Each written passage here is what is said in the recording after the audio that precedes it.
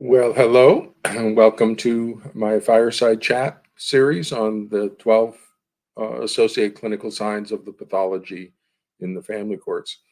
Uh, we're up to ACS 6, the use of the words liar and fake, typically by the child. This is an interesting one. I find this one curious and kind of, to a degree, delightful, although no symptoms are ever delightful. Um, that in no other pathology, ADHD, autism, eating disorders, it does the diagnostic model predict words that are going to be used. But I can predict not only sentences, like we should let the child decide on visitation. You'll hear that a lot. But I can predict word choice. And in this particular case, it's going to be word choice by the child, alleging that the targeted parent is either a liar or fake.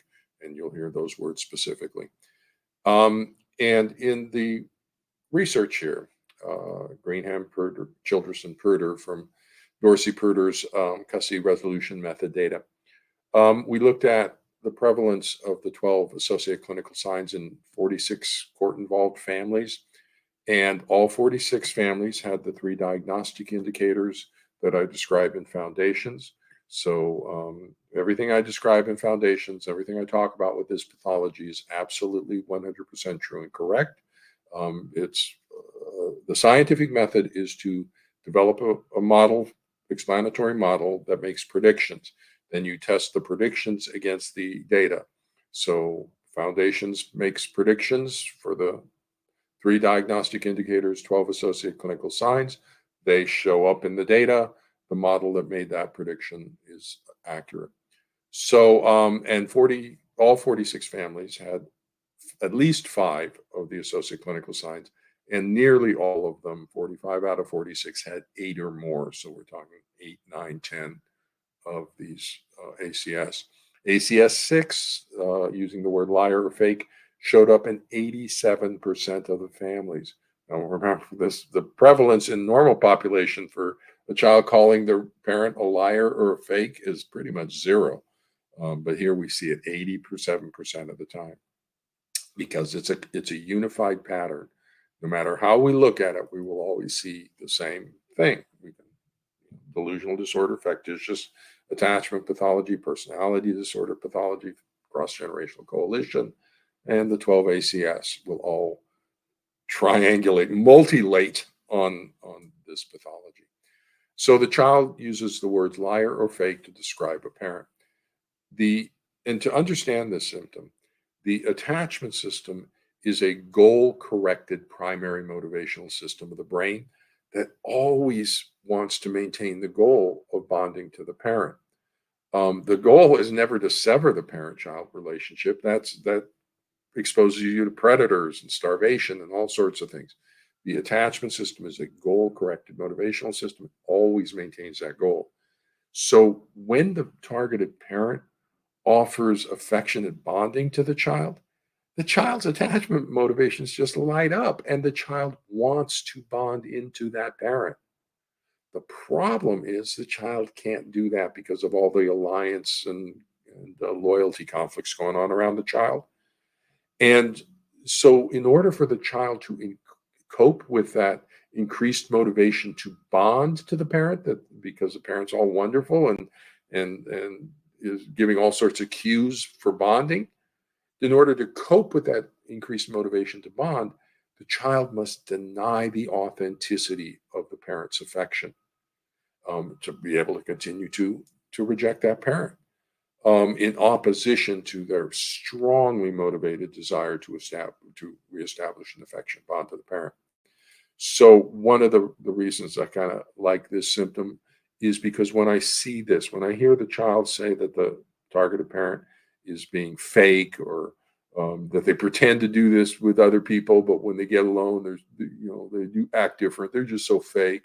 Or the parent says, I love you. And the child says, oh, you're such a liar, and they discount the affection coming from the targeted parent. That to me is kind of a good thing. It means their bonding motivations are really active. that they're having to actually deny reality and deny that a parent loves them in order to be able to do what they're doing. That's just so brutal. Put that child through that situation where they have to reject a beloved parent. Oh God, that's so hard for these kids to do. They have to become so strong inside to be able to do what the alive parent is making them to do. And here, they have to actually deny reality. But it also breaks my heart when I hear this because, oh my gosh, a child doesn't feel loved by a parent. That's just awful. We want all children to feel massively, wonderfully loved by mom and dad. And here, this child doesn't feel loved by a parent. We got to fix that. We got to get this bond back together and get this child feeling loved again. So that's ACS 6. Um, it's an interesting symptom when it shows up. Um, and again, the cause of this is the child's grief and guilt. The child discounts the sadness of the targeted parent as being fake, or as the targeted parent being a liar about loving the child, because the child's trying to cope with their own guilt. Because loyalty is important things in families. So that child's loyal to mom and that child's loyal to dad, but they're having to betray the loyalty to one parent out of loyalty to the other. And so that's going to activate guilt for the child for what they did, or for rejecting a beloved and loving parent. And so they cope with that by denying the reality of that love. But oh my gosh, that's so awful for a child to not feel loved by a parent and have to deny the reality of being loved. Ugh. And then the child is seeking to avoid the grief of loss by denying the reality of the loss. And so a breached attachment system will always create grief. But the child is trying to cope with that grief by saying, "No, you never really loved me." That's kind of the liar aspect. No, you're lying. You don't really love me. And the fake aspect is to discount the bonding motivations from the child. The child wants to bond, and no, it's a fake signal. You don't trust them. Don't trust that parent. This ACS also creates a very interesting and unique feature of this pathology, which is when I have parent-child conflict, um, and the child is saying, you're being a bad parent to the parent.